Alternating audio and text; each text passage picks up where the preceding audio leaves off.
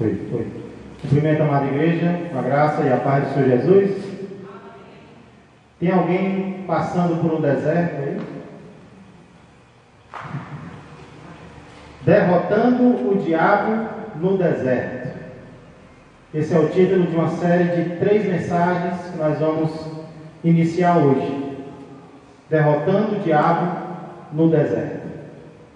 E quando se fala em derrotar o diabo, derrotar o mal, derrotar as tentações da nossa vida, talvez a primeira arma que vem na mente de muitos seja a oração. E de fato, a oração é uma arma indispensável para todo aquele que quer vencer as ciladas do inimigo. O próprio Senhor Jesus, no jardim do Getsemane, disse aos seus discípulos: vigiai e orai, para que não entreis em tentação. Então, com certeza, a oração ela é necessária quando pensamos em ser fortes contra o inimigo, quando pensamos em derrotar o inimigo.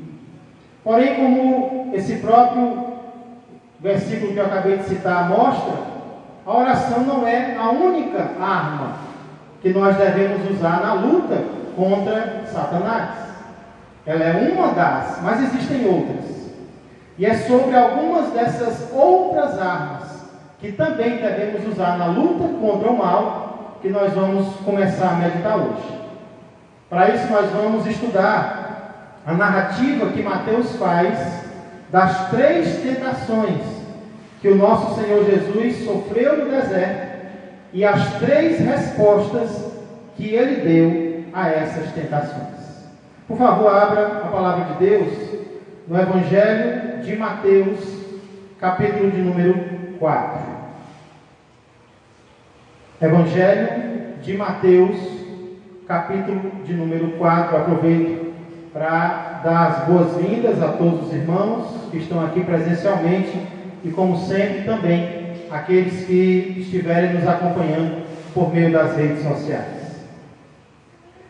Mateus capítulo 4, versos de 1 a 11, são 11 versículos nos quais Mateus nos apresenta as 3 tentações que o nosso Senhor Jesus sofreu no deserto.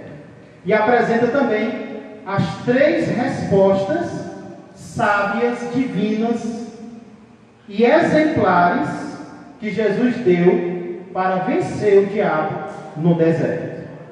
Nós vamos estudar essas 3 tentações e as 3 vitórias de Jesus ao longo das 3 terças-feiras desse mês.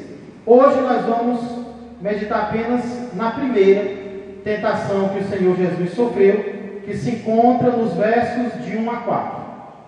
Então hoje nós vamos ver apenas a primeira tentação que Jesus sofreu no deserto, nos versos 1 a 4.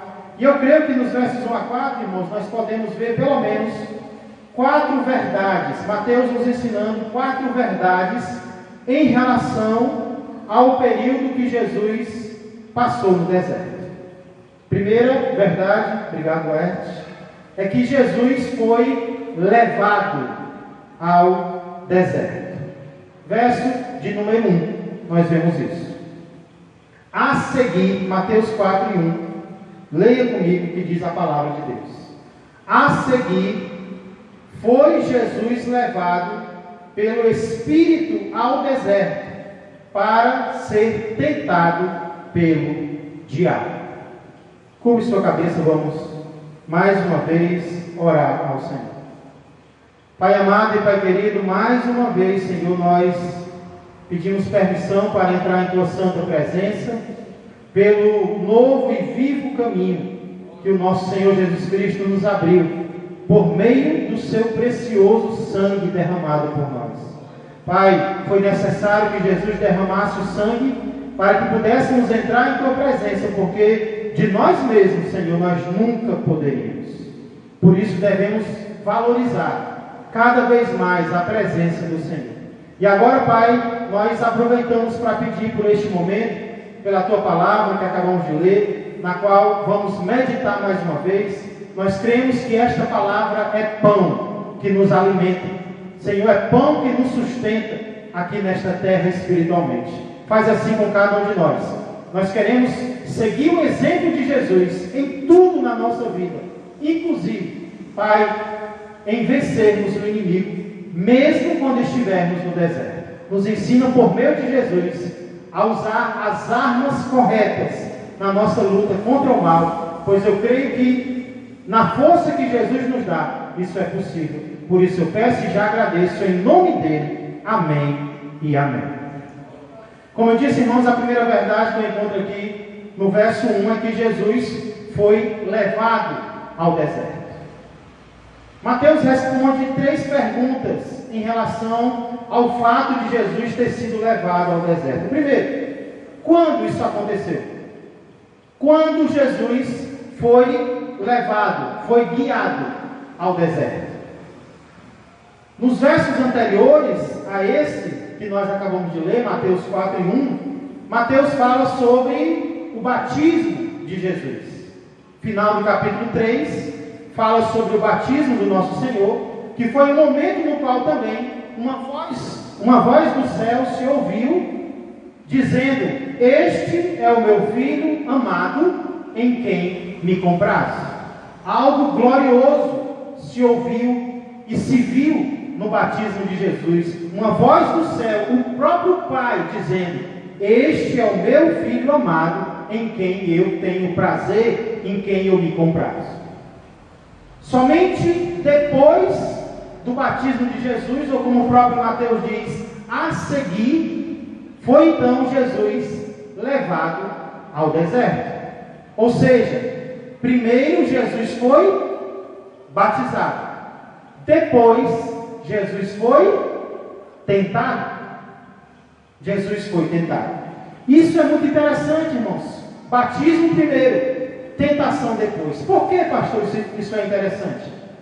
Porque dentre as muitas ideias erradas, e eu tenho ouvido muitas ideias erradas sobre o batismo nas águas, algo que aconteceu aqui domingo passado, um tal monge antigo, chamado Joviniano, defendia o seguinte: se alguém recebeu sinceramente o batismo, esse alguém não pode mais ser tentado pelo diabo. Se alguém recebeu, olha o que ele defendia. Ele viveu lá pelos anos 300, 400 depois de Cristo, muito tempo atrás. Mas sendo monge, ele acreditava que se alguém foi batizado sinceramente, esse alguém não podia mais ser tentado pelo mal. Ele estava protegido contra as tentações do mal. Não é à toa que ele foi considerado um herege, porque não é isso que nós vemos na palavra de Deus. Não é isso que nós vemos em relação a Jesus. Pelo contrário, logo após ter sido batizado, o que Jesus foi? Jesus foi tentado, mesmo após o batismo. Na verdade, o que eu creio aqui não é que o batismo nos protege das tentações. O que eu vejo aqui é que após momentos gloriosos, após momentos espirituais grandiosos, aí é que nós temos, escute isso, aí é que nós temos que arregalar ainda mais os olhos contra as ciladas do diabo. É quando nós experimentarmos algo grandioso da parte de Deus, aí é que o inimigo vai querer nos derrubar mesmo. É depois de uma vitória, é depois de uma conquista, que ele vai querer nos atingir. E nós precisamos estar preparados, precavidos para todas as ciladas do diabo. Então, após o batismo de Jesus, Jesus foi levado para o deserto. A primeira pergunta que Mateus responde é essa. Em seguida, Mateus responde a seguinte pergunta: por quem Jesus foi levado para o deserto? E a resposta é: por ninguém menos que o próprio Espírito Santo. A seguir foi Jesus levado pelo Espírito ao deserto, pelo próprio Espírito Santo. O mesmo Espírito que desceu sobre Jesus depois do batismo foi o Espírito que levou Jesus para o deserto. E aqui nós vemos que se engana totalmente quem acredita, quem pensa que o Espírito Santo só vai nos levar para lugares e para momentos agradáveis. Se você acha que o papel do Espírito Santo é levar o crente só para lugar fácil e para momento fácil, você está completamente enganado. Porque o Espírito Santo vai nos levar para onde for preciso. E muitas vezes o lugar que é preciso estarmos é no deserto. Porque é no deserto que Deus vai nos ensinar as lições mais profundas que nós precisamos aprender. E vai ser no deserto que nós vamos enxergar os maiores milagres de Deus na nossa vida. Então, o Espírito vai levar para o batismo. O Espírito vai levar para momentos gloriosos. Sim, mas o mesmo Espírito, quando for necessário, vai me levar e vai te levar para a provação, para a dificuldade, para o deserto. Por quê? Porque faz parte do plano de Deus para a minha vida e para a tua vida. Então, cuidado. Cuidado para você não estar passando por um momento difícil e estar dizendo que foi o diabo, que é Satanás. Cuidado. Pode ser o próprio Deus te levando para o deserto, para te fortalecer, para te ensinar, para te preparar para algo ainda maior. Porque aqui nós vemos que quem levou Jesus ao deserto não foi o diabo. Quem levou Jesus ao deserto foi o próprio Espírito Santo de Deus. E se necessário for, Ele também vai nos levar. A pergunta é: será que nós estamos dispostos a ser levados pelo Espírito? Será que nós estamos dispostos a ser guiados pelo Espírito a qualquer lugar que Ele quiser nos levar? Porque muitas vezes, irmãos, nós dizemos que cremos no Espírito, mas quando Ele quer nos levar para um lugar que nós não queremos, nós dizemos: não, por aí eu não vou. Nós dizemos que cremos no Espírito, mas muitas vezes não somos guiados por Ele. E nisso Jesus é um exemplo para nós. Ele foi levado para o deserto pelo Espírito. Que o Espírito Santo possa nos levar para onde Ele quiser nos levar, porque Ele sabe do que nós precisamos. Então nós já vimos quando Jesus foi levado ao deserto após o batismo, em seguida ao batismo. Nós já vimos por quem Jesus foi levado ao deserto, que foi pelo Espírito. E em último lugar, para que Jesus foi levado a este lugar? No final do verso 1, Mateus diz: para ser tentado pelo diabo. Diabo é um dos nomes de Satanás. E o significado literal de diabo é caluniador, difamador, aquele que mente ao acusar alguém.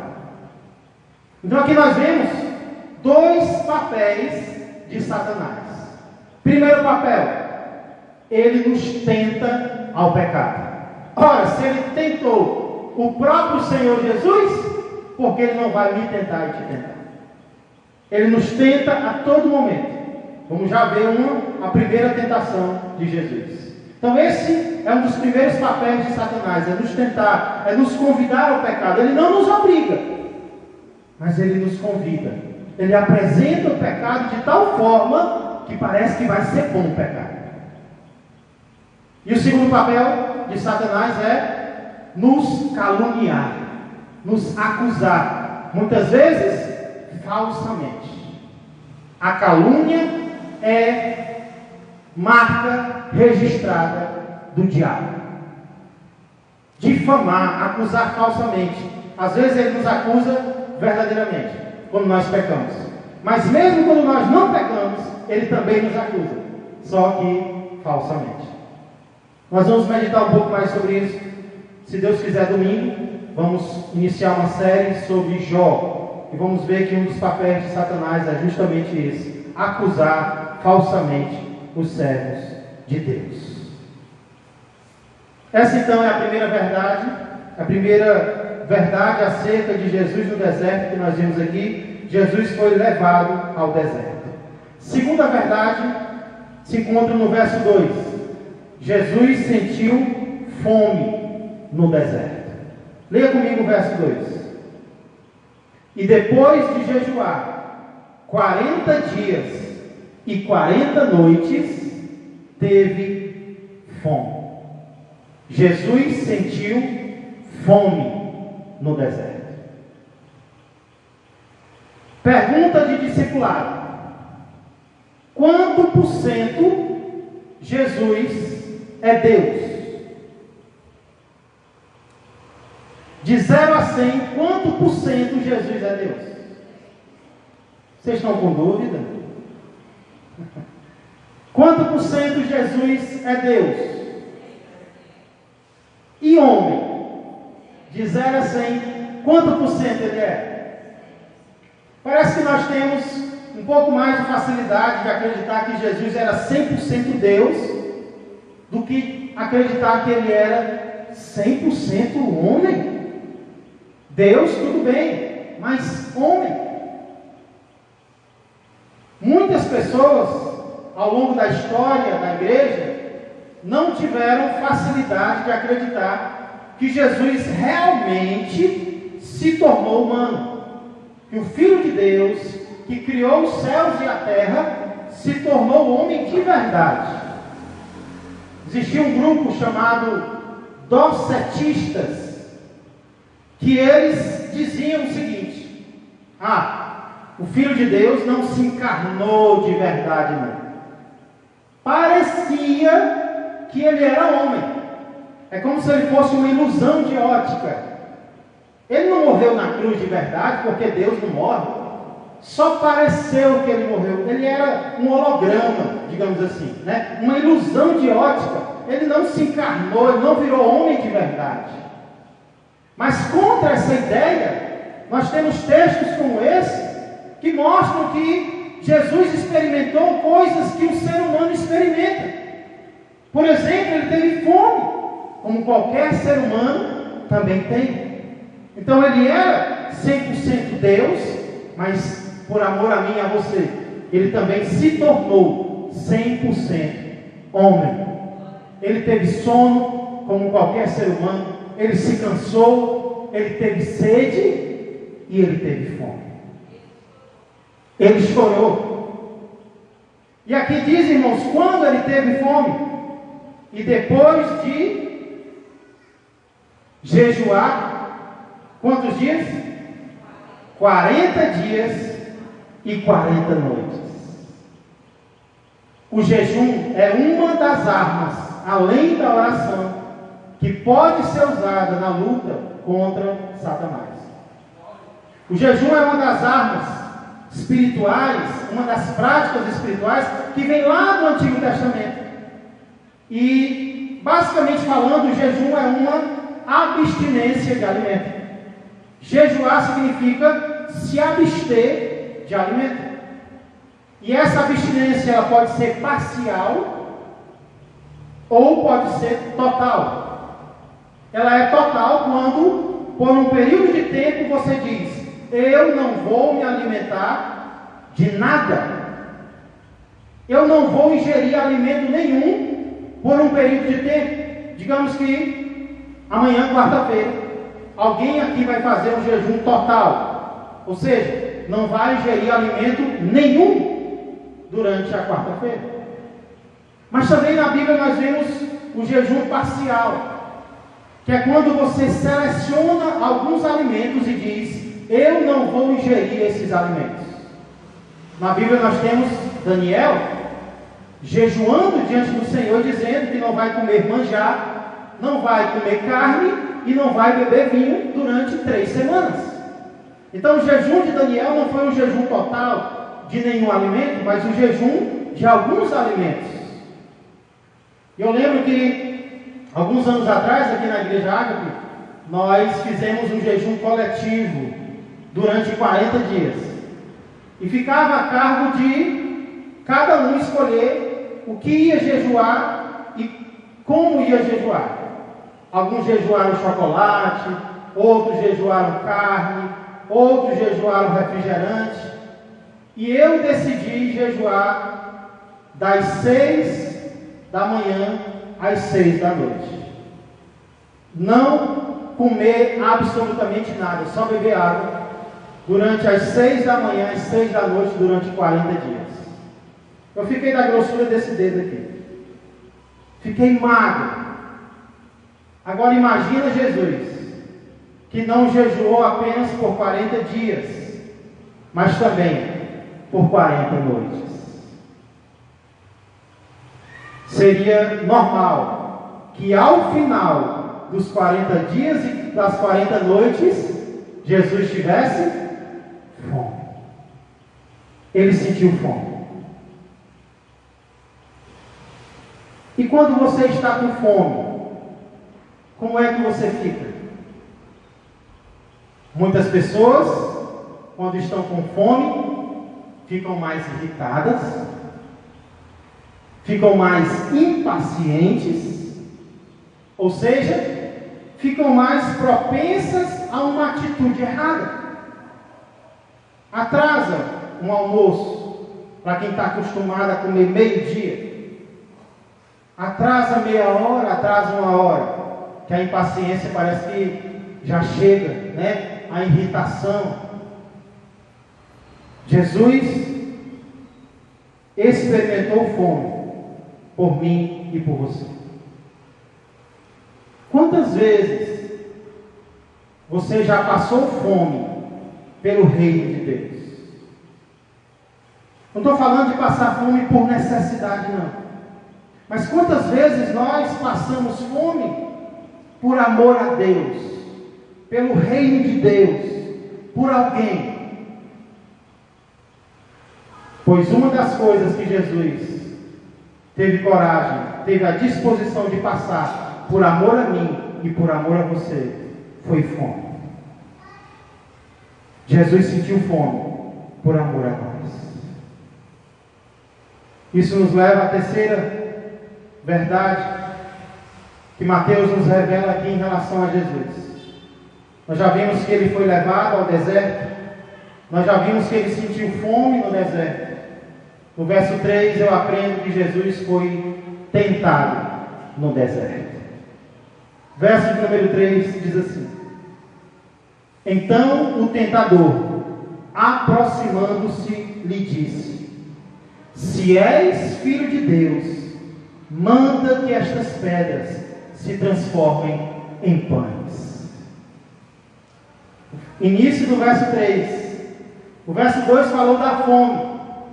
O verso 3 inicia: então o tentador aproximando-se.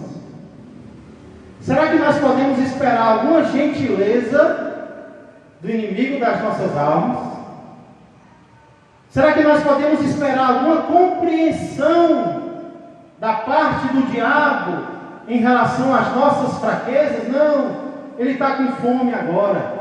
Eu vou esperar ele se alimentar para eu me aproximar. Será que nós podemos esperar isso do diabo? Alguma compaixão do inimigo das nossas almas? Pelo contrário, ele vai olhar para a nossa fraqueza e ele vai dizer: é agora que eu derrubo ele.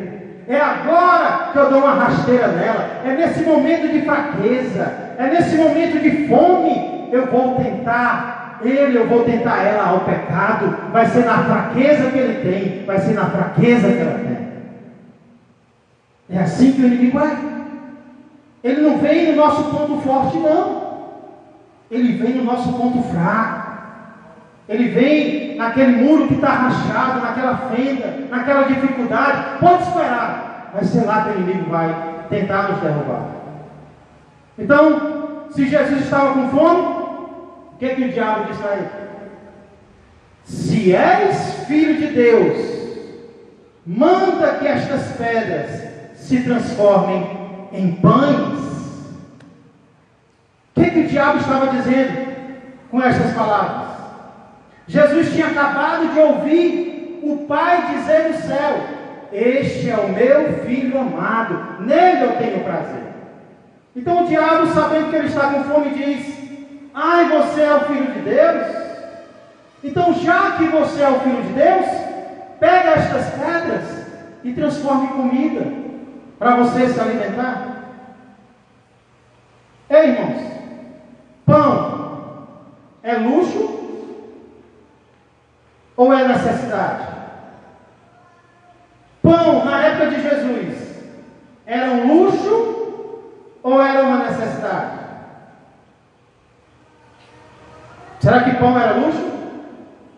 Hoje em dia, pão é luxo? É uma comida luxuosa? Não. Pão, na época de Jesus, era o alimento mais básico que existia. Pão representava o suprimento básico de uma pessoa. Sabe o que o diabo estava dizendo para Jesus? Ei, você é filho de Deus. Não combina você passar necessidade. Ei, você é filho de Deus. Você acha que é certo você ficar sem pão? Você acha que é certo você não ter o básico para a sua necessidade? Ei, filho de Deus, toma uma providência na tua vida. Providencia o básico para si mesmo. Você não merece isso, não. Você merece se alimentar. Para que ficar esperando pelo Pai? Para que depender do Pai? Faz alguma coisa aí você mesmo. Supre as tuas necessidades por si mesmo.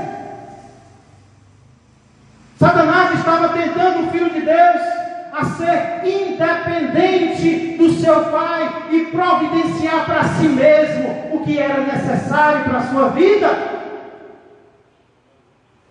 E será que não é da mesma forma que ele tenta a mim e a você? Ei, se tu é crente, por que você está passando fome? Se você é crente, por que você está passando necessidade? Se você é filho de Deus, por que você está sofrendo? Não aceite esse sofrimento na sua vida. Faça alguma coisa. Não espere por Deus, não. Não espere pelo Pai, não. Use a sua autoridade de filho de Deus. E não é só em relação ao pão, não é só em relação ao alimento que Ele nos tenta, não. Em relação a pessoas também. Ele vai dizer para o jovem solteiro, para a jovem solteira: para que ficar só? Você precisa de alguém. Vai lá, corre atrás, acha alguém. Em relação a posses, em relação a pessoas, em relação a pão, em relação ao que é necessário. Quando a necessidade vir, Ele vai dizer: não espera por Deus, não espera pelo Pai, toma uma atitude, se levanta, faz alguma coisa, faz um milagre aí, faz um milagre acontecer. Essa é a tentação que Jesus sofre. E seria muito fácil para Jesus dizer não, se ele tivesse acabado de se alimentar. Não, diabo, quero não. Eu estou de barriga cheia. Mas Jesus estava há 40 dias e noites sem comer. O diabo coloca diante dele aquilo que ele necessitava naquele momento. E o tenta a tomar uma atitude independente de Deus. independente do seu pai. Como Jesus responde a essa tentação? Verso de número 4. Jesus, porém, respondeu: está escrito, não só de pão viverá o homem, mas de toda palavra que procede da boca de Deus. Essa é a quarta e última verdade que eu aprendo aqui. Jesus foi fiel no deserto. Ele não apenas foi levado ao deserto, ele não apenas sentiu fome no deserto, ele não apenas foi tentado no deserto, ele foi fiel no deserto. Essa vai ser a primeira de 3 vezes em que Jesus vai responder o diabo com as palavras: está escrito. Primeira de 3 vezes em que Jesus vai vencer o diabo com a palavra de Deus. Aqui Jesus ilustra Salmos 119 e 11. Guardo no coração as tuas palavras, para não pecar contra ti. E o verso que Jesus cita é Deuteronômio, capítulo 8 e verso 3. Algo que Moisés diz para o povo de Israel no deserto, explicando por que Deus levou o povo para o deserto. Foi para ensinar vocês que nem só de pão viverá o homem, mas de toda a palavra que procede da boca de Deus. Então, ao citar esse versículo para o diabo, sabe o que Jesus estava dizendo para ele? Sim, Satanás, o pão é importante sim. Tanto é que Deus providenciou o pão no deserto. Tanto é que o próprio Jesus vai fazer milagre da multiplicação de pães no Novo Testamento. Pão é importante? É. Mas o que Jesus está dizendo para o diabo é: o pão não é tudo. Existe algo que é ainda mais importante do que o pão. É a palavra. Toda palavra que procede da boca de Deus. Toda palavra que procede da boca de Deus.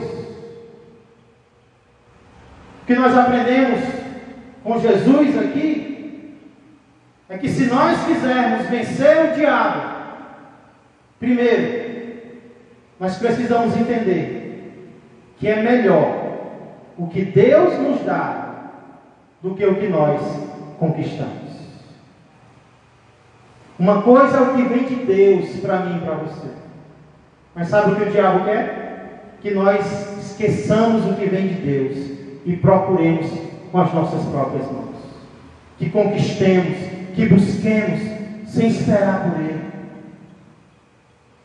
Na pressa, na precipitação, na falta de fé. E é aí que a derrota vem. Porque nós paramos, nós deixamos de esperar em Deus para acreditar em nós mesmos. Eu sei fazer, eu consigo, eu posso. Enquanto o Pai quer que eu e você esperemos pelo que vem da boca dele. Se nós quisermos vencer o diabo, nós temos que entender que a palavra é mais importante do que o pão. Como assim, pastor? As coisas espirituais são mais valiosas do que as coisas materiais. O material é importante? Deus nunca negou isso. Tanto é que Ele nos dá o material, não dá? Deus tem nos dado alimento, não tem? Mas sabe quando é que o inimigo nos derrota? É quando nós olhamos para o alimento e o enxergamos como mais importante do que a própria palavra de Deus. É quando nós só olhamos para o material, nós só olhamos para o físico e esquecemos o espiritual. Nós esquecemos a palavra. Nós esquecemos o céu. Nós esquecemos o Espírito. Nós nos tornamos carnais. Nós nos tornamos materiais, terrenos. Jesus disse para o diabo: eu sei que o pão é importante, e na hora certa o Pai vai me dar. Mas eu também sei que mais importante do que o pão que me alimenta o corpo, é a palavra que me alimenta o Espírito. É a palavra que fortalece a minha alma. Foi o que Jesus disse para os discípulos.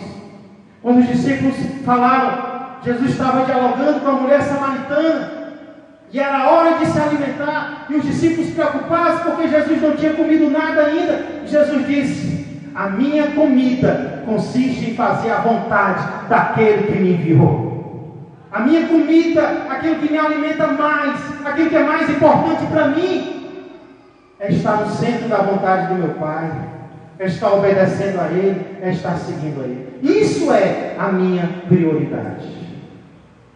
Jesus se alimentava, Jesus alimentava os outros, mas Ele entendia, e Ele queria que nós entendêssemos também, que não há nada mais importante, irmãos, do que o espiritual. Você acredita nisso? Você crê que o espiritual deve estar acima de todas as coisas? Você crê que o espiritual deve estar acima do material, do alimento? Sabe uma boa forma de demonstrar que nós acreditamos nisso? É naquilo que o texto citou: o jejum. Sabe o que é o jejum? Corretamente praticado, o jejum é o crente dizendo, em alto e bom som, que as coisas espirituais são mais importantes do que as coisas materiais. É o crente dizendo: eu quero mais de Deus, e se for para ter mais de Deus, eu abro mão de algo que vai alimentar o meu corpo. Meu corpo vai se enfraquecer, mas se o meu espírito se fortalecer, eu estou feliz, eu estou alegre. Quem quer ser mais vitorioso contra as tentações? Quem quer ser mais vitorioso contra o acusador? Quem quer ser mais vitorioso contra o tentador? Vamos seguir o exemplo do nosso Mestre, do nosso Senhor e Salvador, Jesus Cristo. Vamos orar. Senhor Deus, amado Pai, todos os grandes servos do Senhor foram derrotados em um momento ou outro pelo caluniador, pelo tentador. Nós também, Senhor, porque nós usamos as armas erradas, porque nós tínhamos o entendimento errado, porque nós buscamos as coisas erradas. Mas eis aqui o exemplo perfeito do nosso Senhor e Salvador, Jesus Cristo.